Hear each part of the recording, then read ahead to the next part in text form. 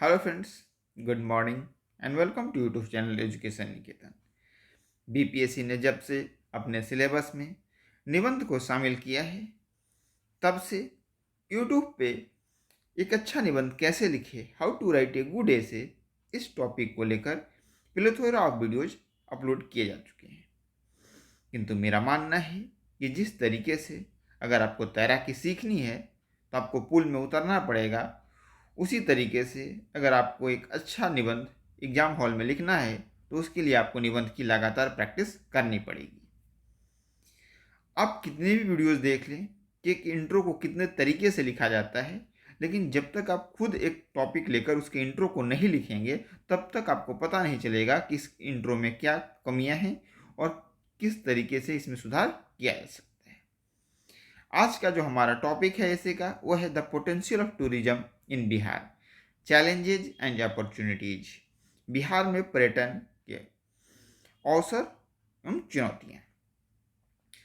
अब जैसा कि आप जानते हैं कि एक निबंध के जो इंट्रो होता है उसको कई तरीके से लिखे जाते हैं। इन चीज से आप पहले ही परिचित हैं, जैसे कि या तो आप एनेक्डोट के माध्यम से लिख सकते हैं, कोटेशन के माध्यम से उसकी शुरुआत कर सकते हैं, हिस्टोरिकल बैकग्राउंड के साथ शुरुआत कर सकते हैं, किसी करंट इश्यूज के साथ उसकी शुरुआत कर सकते हैं, या क्वेश्चन के फॉर्म में आप उसकी शुरुआत कर सकते हैं।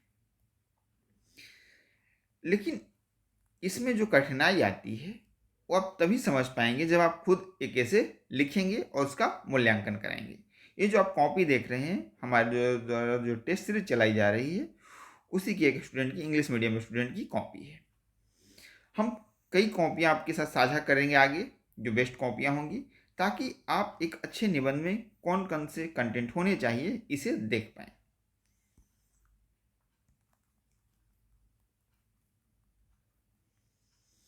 इस निबंध को लिखने के लिए जरूरी है कि आपके पास बिहार टूरिज्म से स्पेसिफिक डेटा हो। इन्होंने हिस्टोरिकल बैकग्राउंड के साथ शुरुआत की है। इस निबंध के लिए हमने 2-3 सप्लीमेंट्री नोट्स भी आपके साथ साझा किए हैं, जो कि गवर्नमेंट नोट है, जैसे बिहार टूरिज्म पॉलिसी etc। अब इन्होंने शुरुआत की है कि 6ठी शताब्दी ईसा पूर्व मगध में 2 नए धर्मों का उदय हुआ, बुद्धिज्म और जैनिज्म। इसके बाद सिखों के 10वें गुरु गुरु गोविंद सिंह का भी प्रमुख स्थान है। इसके बाद माता सीता के लिए भी सीतामढ़ी डिस्ट्रिक्ट फेमस है। Land of great religious place भी बिहार को कहा जाता है, बुद्धा, महावीर।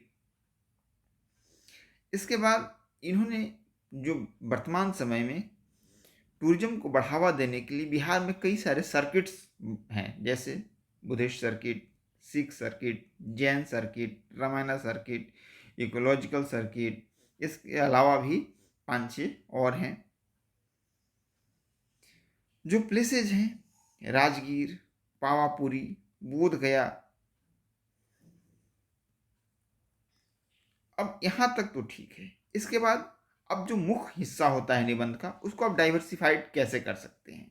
अब एक ही डायमेंशंस को अगर लेकर आप निबंध लिखेंगे तो डायमेंशन के अभाव में निबंध मोनोटोनस हो जाएगा।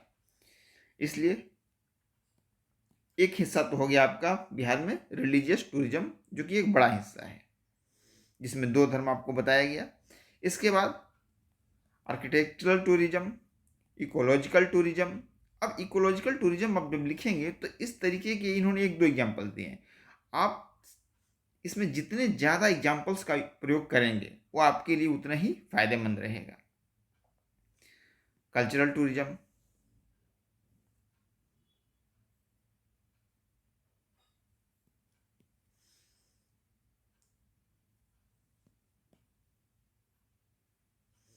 अब टूरिज्म किस तरीके से अवसर उत्पन्न करता है,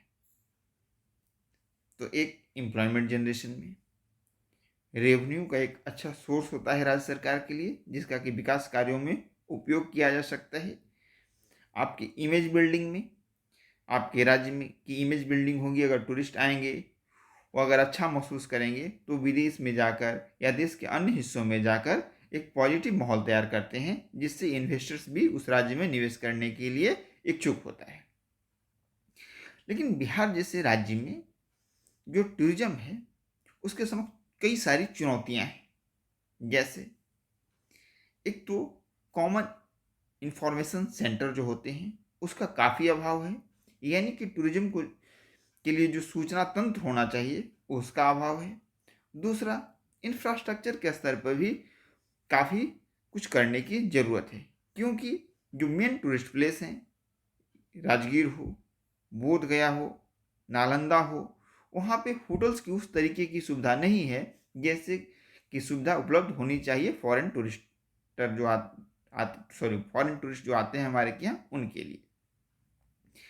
तीसरी समस्या क्या है? लॉ एंड ऑर्डर की समस्या है। चौथी समस्या क्या है कि उस तरीके के गाइड्स जो होने चाहिए जो डिफरेंट लैंग्वेज जानते हों, फ्रेंच जानते हों, जापानी लैंग्वेज जानते हो, मंडारिन जानते हो, उनकी भी संख्या काफ़ी कम है। इस तरीके से आप जो चैलेंजेज है उसको पॉइंट वाइज पॉइंट लिखने की कोशिश करेंगे।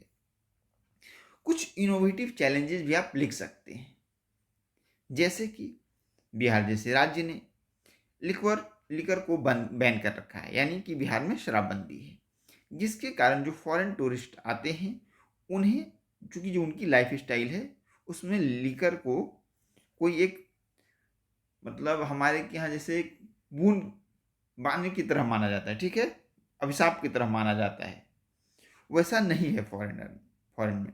तो ये भी एक कारण हो सकता है। तो लगभग 5-6 पॉइंट्स में आप इसके चैलेंजेस को दिखाएंगे। इसके बाद कुछ आंकड़े आप रखेंगे बिहार में टूरिज्म को लेकर कि कितने देसी पर्यटक आए, कितने विदेशी पर्यटक आए और इसमें किस तरीके से ग्रोथ की संभावना है।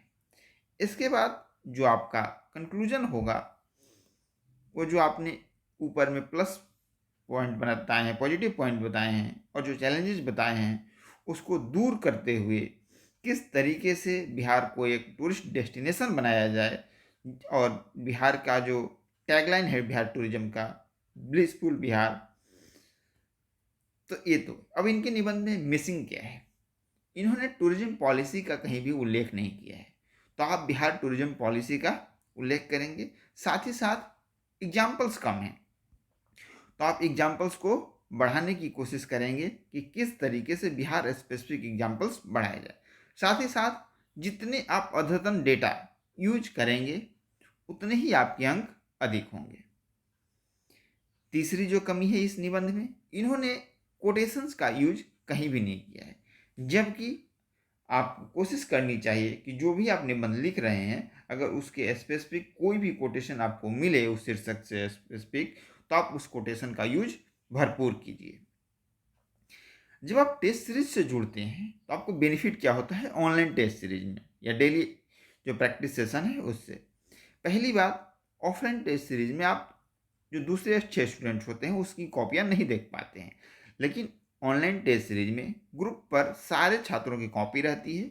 हमारे द्वारा जो बेस्ट कॉपी होती है हिंदी और इंग्लिश माध्यम में उसे पिन कर दी जाती है। साथ ही साथ आप चाहें तो किसी भी छात्र का कॉपी अगर आपको अच्छी लगती है तो आप उसे देख सकते हैं। तो एक बेनिफिट हो गया। दूसरा बेनिफिट क्या है कि आपको डिफरेंट फॉर्म देखने को मिलते हैं। कोई ऐसे आपको मिलेगा एक अच्छे एनेक्डोट के साथ उसकी शुरुआत की गई होगी, उसी ऐसे को कोई दूसरा स्टूडेंट कोटेशंस के माध्यम से लिखा होगा। अब एप्रोप्रिएट कोटेशंस अब कहाँ से लाएंगे? तो चूंकि मान लीजिए कि 10 छात्रों ने लिखा, उसमें 5 छात्रों ने डिफरेंट कोटेशंस का यूज किया। अब क्या करेंगे, उस टॉपिक से रिलेटेड आप 5 कोटेशंस को राइट डाउन कर लेंगे। जब ऐसे ही आप बहुत सारे टॉपिक से संबंधित एक कोटेशंस की लिस्ट बना लेंगे तो आपको ये जो पूरी टेस्ट सीरीज है हमारी जब वो ख़त्म हो जाएगी तब आपके पास लगभग 500-600 कोटेशंस की एक लिस्ट हो जाएगी। इसके साथ ही साथ बहुत सारे जो निबंध की किताब हैं उसमें भी बहुत सारे कोटेशन दिए हुए हैं। तो उन कोटेशंस की लिस्ट को और इस कोटेशन की लिस्ट को मिला लेंगे आप, तो आपके पास एक अच्छी खासी रिसोर्स तैयार हो जाएगी। जैसे मान लीजिए कि एक निबंध हमने पूछा कि किसी को अनुदान देने से उसके काम में हाथ बटाना बेहतर है। अब आप इसके लिए एप्रोप्रिएट कोटेशन क्या हो सकते हैं, या तो सर्च करेंगे, लेकिन यहाँ पे जो बहुत सारे स्टूडेंट्स ने अपनी कॉपी सबमिट की है उसके माध्यम से भी आप देख पाएंगे। जैसे इसमें ज़्यादातर बच्चों ने एक कोटेशन लिखा है कि किसी को आप एक मछली देते हैं तो आप उसके एक दिन के भोजन का प्रबंध करते हैं, किंतु अगर किसी व्यक्ति को या किसी समाज के कुछ व्यक्तियों को आप मछली पकड़ना सिखा देते हैं तो उनके लिए जीवन पर्यंत आप रोजगार की सुविधा या रोजगार का अवसर उपलब्ध करा देते हैं। फिर उस व्यक्ति को रोज रोज खाना देने की जरूरत नहीं पड़ेगी। तो इसी तरीके से हर टॉपिक के संबंधित कुछ 4-5 इंपॉर्टेंट कोटेशंस होते हैं, और जो एग्जामिनर है कम से कम उन कोटेशंस को देखना चाहता है कि आपने उसका उल्लेख किया है या नहीं किया है। तो ऐसे ही ढेर सारी ऐसे की कॉपी हम आपके साथ भविष्य में भी साझा करेंगे। 69th बीपीएससी के लिए 1 मई 2023 से नए बैच की शुरुआत हो रही है, जिसमें आपको जीएस, डीआई और एसे इन तीनों ही सेक्शंस के डेली अभ्यास कराए जाएंगे, जिसमें जीएस के एक सप्ताह में 4 प्रश्न, डीआई के एक सप्ताह में 6 प्रश्न और जीएस के भी एक सप्ताह में 6 प्रश्न होंगे। डीआई को भी हमने 5 सेक्शन में डिवाइड कर दिया है, जैसे tabulation, pie chart, line graph, mix. साथ ही साथ जीएस वाले सेक्शन को हमने 5 हिस्सों में डिवाइड कर रखा है: polity, economy and geography, science and tech, history and current affairs. अभी 1 मई से लेकर और 15 जुलाई तक आप मेंस की प्रैक्टिस कर सकते हैं, यानी लगभग 75 दिन हमारे पास हैं। इसके बाद भी आपको लगभग 1 महीना बचेगा प्रीलिम्स का, जिसमें आप लगातार मुख्य परीक्षा छोड़कर प्रीलिम्स की तैयारी कर सकते हैं। तो इस 75 डेज के कार्यक्रम में आप हमारे साथ जुड़ सकते हैं। फीचर्स मैंने आपको बता दिए। डीआई कॉपियों का मूल्यांकन दीपांकर सर के द्वारा किया जाता है, जो कि पटना के भी कई संस्थान से जुड़े हुए हैं और डीआई में एक अच्छी समझ रखते हैं। इसकी डिटेल जानकारी के लिए आप 9582287624 इस नंबर पर व्हाट्सएप कर सकते हैं। यहाँ से आपको एवेलेटेड कॉपी, सैम्पल मॉडल आंसर और स्टूडेंट्स के कॉपीज भी उपलब्ध कराई जा सकती है। साथ ही साथ जो प्रोग्राम से रिलेटेड कोई भी अगर आपकी इंक्वायरी हो तो उस संबंध में भी आप इस नंबर पर मैसेज कर सकते हैं। धन्यवाद।